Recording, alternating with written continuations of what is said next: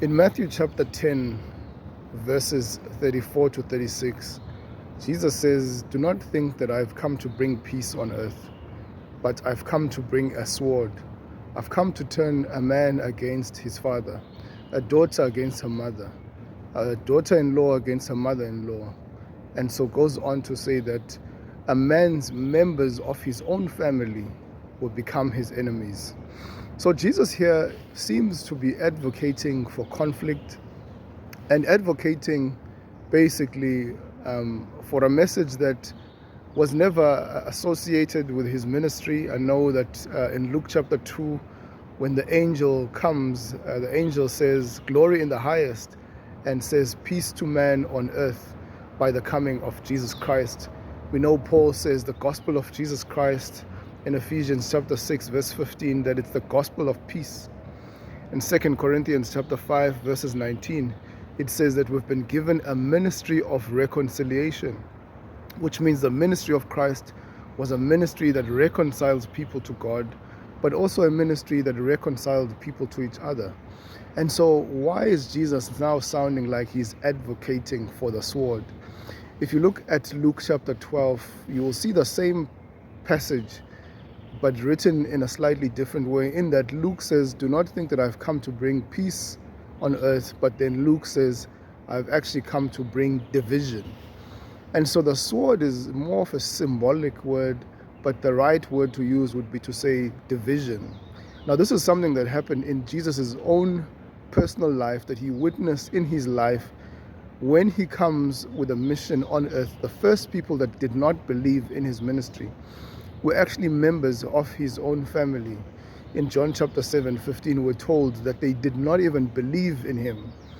But we know that it's only after the resurrection that we see James, who becomes the bishop of Jerusalem. We see people like Jude also taking a prominent place in the church. But before that, they doubted him. They tried to prevent his mission.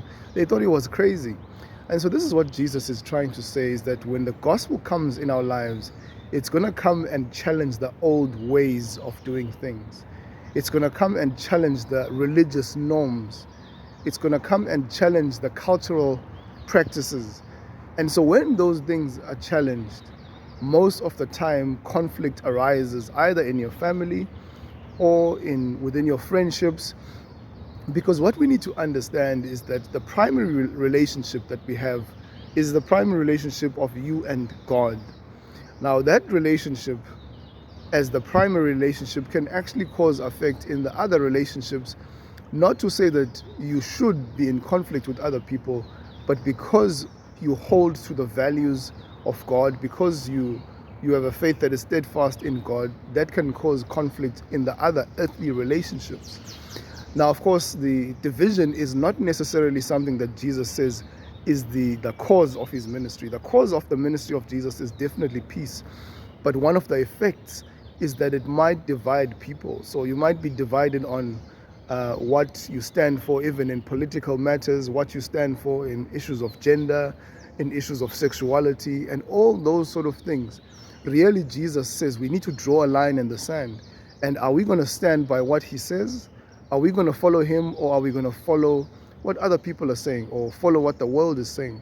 So really, when we come into a relationship with Jesus, we actually have to choose whether we're going to stand for truth. And when we stand for truth, truth sometimes, in fact most of the times, is going to offend people.